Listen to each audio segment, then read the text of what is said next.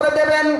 সকাল বেলায় যদি কোনো মানুষ শসা খায় এবং কাঁচা মূলো খায়, দেখবেন রাত্রি বেলায় সবার আগে পর্যন্ত তার কাঁচা মূলো আর শসার ঢেকুর উঠবে।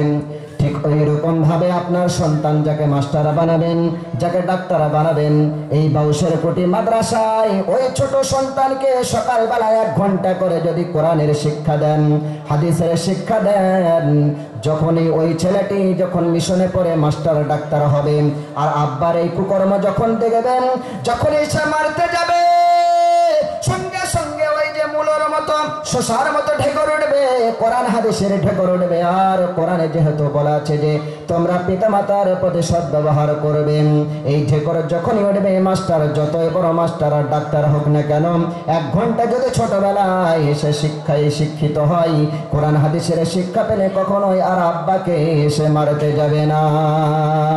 সেই কারণে পারলে সন্তান আলেম বানান, না পারলে চেষ্টা করেন ছোট্টবেলায় একটু কোরআন হাদিসের শিক্ষা ইমাম সাহেবের কাছে হোক, মাদ্রাসায় হোক, মক্তব যেখানে চালু আছে এখানে আমি পরামর্শ দেব। আমিও একটি মাদ্রাসা চালাই, কয়েকটি মাদ্রাসার সদস্য আছি, যার কারণে মাদ্রাসায় মক্তব চালু করেন।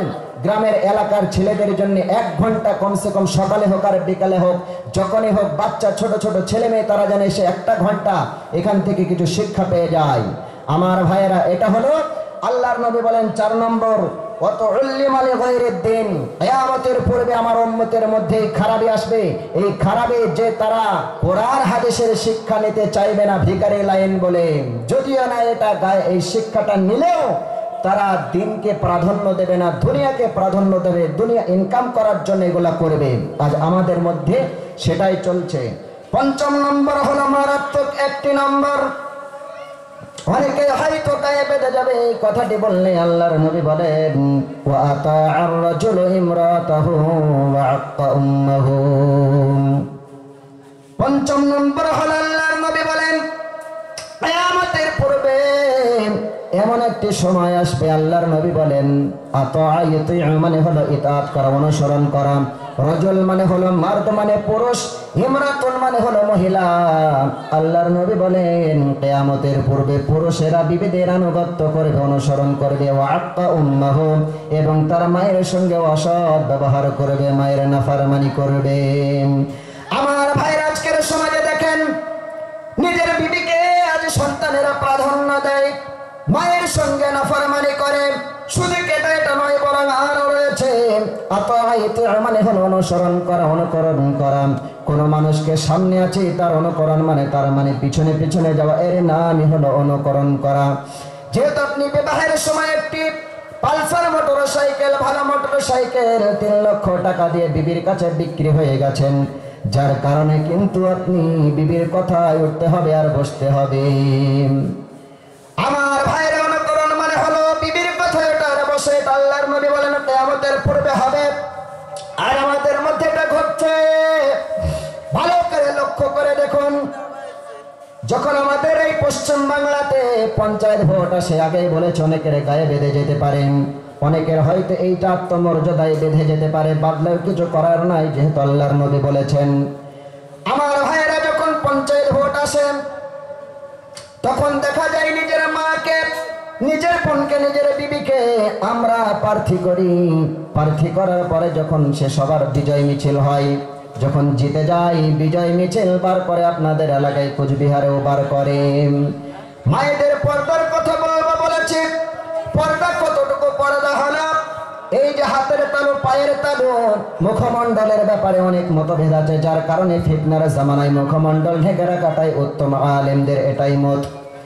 এই অঙ্গ প্রত্যঙ্গ ছাড়া আপনার বিবি যে প্রার্থী হয়েছে, আপনার মা, আপনার বোন, আপনার ভাবি প্রার্থী হয়েছে, দেখা যায় ওই প্রার্থী যখন জিতে যায়, বিজয় মিছিল বার হয়, তখন কিন্তু সবার সামনে প্রার্থীকে রাখে। হয়তো কুচবিহারে এরকম হয় না, আসামে হয় না, আমাদের ওই দিকে হয়। সবার আগে কিন্তু সেই প্রার্থীকে নিজের মা, নিজের বোন সবার আগে দেয়। পর্দা তার থাকে না, পর্দার কথা বললাম হাতের তালু, পায়ের তালু ছাড়া সমস্ত শরীরটা ঢেকে রাখতে হবে, তা না হলে যে গায়ের মাহারাম দেখবে সেগুলা জাহান্নামের আগুনে পুড়বে। কিন্তু যখন বিজয় মিছিল হয় রে ভাই, পর্দা তো দূরের কথা, মাথায় কাপড় পর্যন্ত থাকে না।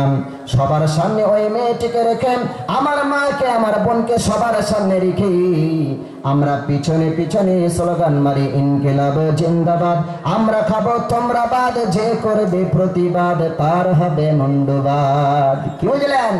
বিজয় মিছিল হচ্ছে, সবার সামনে দিয়েছে মেয়েটাকে, যেহেতু সে প্রার্থী, মানে তার অনুকরণ মানে কি পিছনে পিছনে যাওয়া। এবার আর একটি দলের রাগ হতে পারে, তাদের না বললেন বন্দে মাতারম, যে করবে মাথা গরম তাকে করব পায়ের খরম। আর নিজের বিবিকে, নিজের মাকে, বোনকে সবার সামনে দিয়েছে, যত গায়ের মাহারাম সবাই তাকে দর্শন করেছে, দেখছে। আমার ভাইরা, দুনিয়াতে আপনি সম্মান পেলেন, আখিরাতে কিন্তু ওই মেয়েটির জাহান্নাম আপনি করে দিলেন। এই জন্য পর্দার সঙ্গে কাজ করবেন। তাছাড়া কোরআন হাদিস ঘেটে এখনো পর্যন্ত কোন আলেম, কোন মুফতি, কাউরের বাপের কুদরত নাই যে একটি দলিল দেখানো একজন নবী তারা মহিলা হয়ে এসেছে। 1 লাখ মতান্তরে 2,24,000 পয়গম্বর দুনিয়ার বুকে এসেছেন, কোন পয়গম্বর কিন্তু মহিলা ছিল না। যতই পয়গম্বর দুনিয়ার বুকে এসেছেন, প্রত্যেকটা পয়গম্বর কোন না কোন এলাকার কোন পয়গম্বর, এমনকি বিশ্বজাহানের তিনি রাজত্ব করে গেছেন, তার নাম সুলাইমান। এমন কিছু পয়গম্বর পাওয়া যায় যে তারা আপনার এলাকা ভিত্তিক, অঞ্চল ভিত্তিক, দেশের তারা প্রেসিডেন্ট অথবা দেশের তারা রাজত্ব করে গেছেন। কিন্তু আমার ভাইয়ের, এখান থেকে যেটা আমি বোঝাতে চাইলাম, আল্লাহ পাক যাদেরকে মনোনীত করেছেন, নেতা হিসাবে পাঠিয়েছেন, একটিও তো নবী তিনি মহিলা করে পাঠান নাই, প্রত্যেককে আল্লাহ পাক তিনি পুরুষ করে পাঠিয়েছেন। তার মানে নেতৃত্ব দিলে দেবে পুরুষেরা, কিন্তু আজ পুরুষেরা নয় বরং নারীরা দেয়। এই জন্য একটি হাদিসের মধ্যে পাওয়া যায়, আল্লাহর নবী বলেন, যে দেশে নারীরা নেতৃত্ব দেবে ওই দেশে 2টা জিনিস খুঁজে পাওয়া যাবে না, একটা হলো শান্তি, অপরটা হলো ওই দেশের অভাব কোনো সময় মিটবে না। দেখেন, দুটোই মিলে যায়। এদিকে বেশি বলা ঠিক নয় আমার ভাইয়েরা। আজ আমরা বিবিদের কথা শুনছি, মায়ের নাফরমানি করেছি, কিন্তু আমার ভাইয়েরা মায়ের নাফরমানি অনেকেই করে চলেছে। মায়ের নাফরমানি যদি জগতে করেন, এই জগতেও আপনি লাঞ্ছিত, বঞ্চিত, অপমানিত হবেন, এমনকি আল্লাহর গজবে আপনি ধ্বংস হয়ে যাবেন। পর জগতে তো আলাদা কথা। আমার ভাইয়েরা, কথাটা এই কিতাবটার নাম বলছি, ভয়ঙ্কর একটি ঘটনা আমি আপনাদের সামনে উদ্ধৃতি করেছি, আপনাদের সামনে পেশ করেছি। কিতাবটার নাম হলো চোখে দেখা কবরের আযাব। কিতাবটা লিখেছেন, উর্দুতে আছে কিতাবটা, যিনি এখন বিশ্ব মোবাল্লিগ মাওলানা তারিক জামিল সাহেব, পাকিস্তানে তার বাড়ি। সালমান খান, আমির খান, শাহরুখ খান, বড় বড় যারা হিরো আছে, নায়ক নায়িকা আছে, তারা পর্যন্ত কিন্তু এই আপনার এই যে লোকটার নাম বললাম, মাওলানা তারিক জামিল সাহেব, তার কাছে গিয়ে তারা হাতে হাত দেয়, তওবা করে, অনেক সময় দোয়া নিতে যান। আমার ভাইরা, এই মাওলানা তারিক জামিল সাহেব একটি কিতাব লিখেছেন, যদি কারোর সন্দেহ হয় কিতাবটা কিনে দেখে নেবেন। কিতাবটার নাম হলো, বাংলায় বার হয়েছে, চোখে দেখা কবরের আযাব। এই চোখে দেখা কবরের আযাবের মধ্যে মাওলানা তারিক জামিল সাহেব যারা মায়ের নাফরমানি করেন, তাদের জন্য তিনি লিখেছেন, পাকিস্তান কোন একটি জায়গায় ডাক্তার নূর মোহাম্মদ নূর, তিনি তবলিগের কাজে গেছেন। কুচবিহারের লোক অনেক তবলিগ করেন, তবলিগের কাজে গিয়েছেন ডাক্তার নূর মোহাম্মদ নূর। এক জায়গায় গিয়ে তিনি যখন এমন ভাবে তালিম করেছেন, তালিম করতে করতে হঠাৎ করে একজন মুরব্বী উঠে দাঁড়িয়ে গিয়ে বললেন, ও আমির সাহেব, আমি জিম্মেদার, ও ডাক্তার সাহেব, আমি একটি কথা আপনাকে শোনাতে চাই, আপনি কি শুনবেন? বলে, হ্যাঁ অবশ্যই শুনবো, বলো। ওই সময় ওই লোকটি বলেন, ও ডাক্তার সাহেব, আমির সাহেব, আজ থেকে বহুদিন পূর্বে আমরা যখন নজওয়ান ছিলাম, আমাদের গ্রামে একটি ঘটনা ঘটেছে, মায়ের সঙ্গে নাফরমানি করা। কি এমন নাফরমানি করার ঘটনা? তখন ভয়ঙ্কর ঘটনা ওই লোকটি বলতে লাগলো, ডাক্তার সাহেব, আমার গ্রামে একটি সন্তান, তার ভয়ঙ্কর ঘটনা ঘটেছিল। তার যখন ভয়ঙ্কর এমন ঘটেছিল, সংসারে বিবাহ করেছে একজন যুবক। বিবাহ করার পরে কিছুদিন পরে সেই সন্তান, সেই যুবকটা মারা গেল। মারা যাওয়ার পরে একটি সন্তান জন্ম নিলাম, সেই সন্তানকে ওই যে মা তার জীবন যৌবন সব বিসর্জন দিয়ে অন্য জায়গায় বিবাহ না করে সন্তানের মুখের দিকে চেয়ে সে আর বিবাহ করলো না, বিবাহে বসলো না। আস্তে আস্তে যখন সন্তানটা বড় হয়ে যায়, সন্তান যখন একটু শিক্ষিত হলো, সন্তান যখন বড় হয়ে যায়, সন্তানের বিবাহের ব্যবস্থা করে। তার আগে কিন্তু সন্তান মায়ের সঙ্গে সৎ ব্যবহার করেন, খুব ভালো ব্যবহার সে করত। যখন সন্তানের বিবাহের ব্যবস্থা করলাম, বেশ কিছুদিন যায়, ভালোই ব্যবহার করে। আস্তে আস্তে এবার ওই সন্তানের বিবির সাথে আর মায়ের সঙ্গে সংঘর্ষ ঘটে, যেমন আপনাদের এলাকাতেও সব জায়গাতেই ঘটে এখন সমাজে, বউ আর শাশুড়ির মধ্যে ঝামেলা। কিন্তু আমি আমার মা বোনেদের এখানে পরামর্শ দেব, আপনার মেয়ে যদি কোনো জায়গায় বিবাহ হয়, সে যখন আপনার বাড়িতে আসে, যত বড় অন্যায় করুক না কেন আপনি সেটা সহ্য করে নিতে পারেন। কিন্তু যখন অন্যের মেয়ে আপনার ছেলের বউ হয়ে আসলো, ওই ছেলের সব সময়তে আপনি চান কি করে খুঁত ধরব, কি করে আপনি দোষ বার করবেন, এই চিন্তায় থাকেন। কিন্তু সেটা যদি নিজের মেয়ে বলে আপনি গ্রহণ করেন, আর দেখবেন অশান্তি ঘটবে না। এবার দেখা যায় দুই বউ শাশুড়ির মধ্যে যখন সংঘর্ষ দেখা যায়, ওই ছেলেটি গরিব মানুষ, যেহেতু আখের ব্যবসা করতো, আখ কেটে আসতো, পাকিস্তানের ঘটনা বলছে এটা। এবার সে সন্ধ্যাবেলা এসে দেখে যে বউ শাশুড়ির ঝগড়া, মায়ে আর আমার বিবির সাথে ঝগড়া। প্রথমে সে নিজের বউকে বেশি বেশি করে বিবিকে বকাঝকা করত। এবার কিছুদিন যায়, এভাবেই চলতে থাকে। আস্তে আস্তে সে তার মাকে বেশি বকাঝকা করতে লাগে। মাকে যখন বকাঝকা করতে লাগলো বেশি বেশি করে, বেশ কিছুদিন হয়ে গেল। কিছুদিন পরে দেখা গেল তার মায়ের সঙ্গে ঝগড়া করে বিবি চলে গেল বাপের বাড়িতে। বিবিকে আনতে গেল, এসে দেখে যে মা তার আর বিবি নাই। মাকে সে মারপিট করে, মাকে মেরে চলে গেল তার শ্বশুর বাড়ি বিবিকে আনতে। বিবিকে যখন আনতে গেছে, বিবি বলছে, দাজ্জাল মার্কা মহিলা, স্বামী আমি তোমার ভাত খেতে পারি, তোমার ঘরে যেতে পারি, শর্ত হলো ওই বাড়ি থেকে তোমার মাকে সরাতে হবে।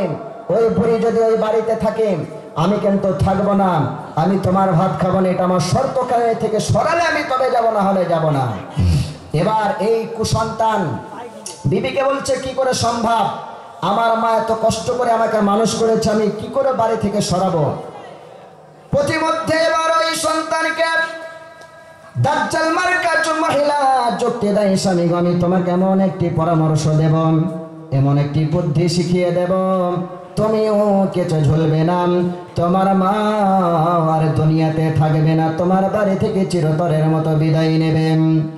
এবার ওই বলদ মার্কা পুরুষকে, বলদ মার্কা সন্তানকে দাজ্জাল মার্কা মহিলা এবারে শিখায় আর বলে, স্বামী গো আজকে তুমি বাড়িতে যাবে, বাড়িতে যাওয়ার পরে কাল যখন তুমি আখ কাটতে যাবে, আখের জমি থেকে যখন কেটে আখ বিক্রি করে সন্ধ্যাবেলায় তুমি বাড়িতে ফিরবে।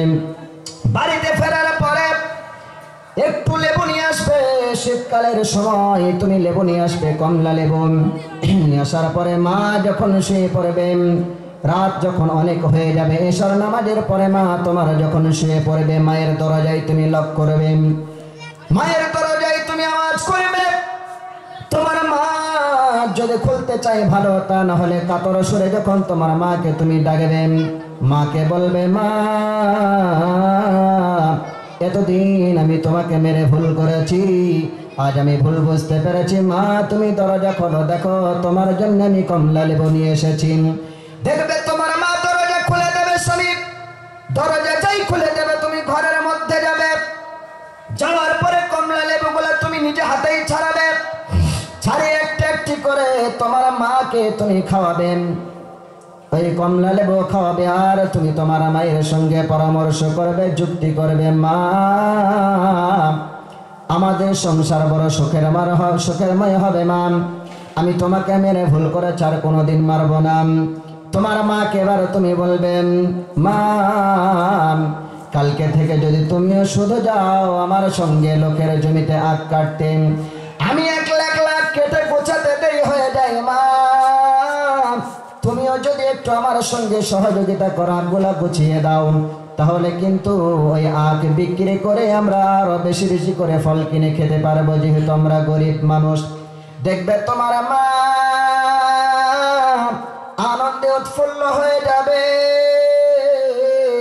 তোমার মা চোখের পানি ছেড়ে বলবে, বেটা ঠিক আছে, তাই হবে, কালকে থেকে আমি তোমার সঙ্গে যাব। এবার যখন তুমি ভোরের বেলায় কোনো লোকজন উঠবে না, তোমার মাকে নিয়ে চলে যাবে জঙ্গলের দিকে। ওই যে আখের জমিতে আখ চাষ করতেন, আখ কাটতে তুমি চলে যাবে। কোন লোকজন ওঠার আগে, মাঠে যাওয়ার আগে তোমার মাকে নিয়ে যখন তুমি চলে যাবে ভোরের বেলায়, তুমি আখ কাটবে, তোমার মাকে বলবে আখগুলা গুছিয়ে দিতে। যখন তোমার মা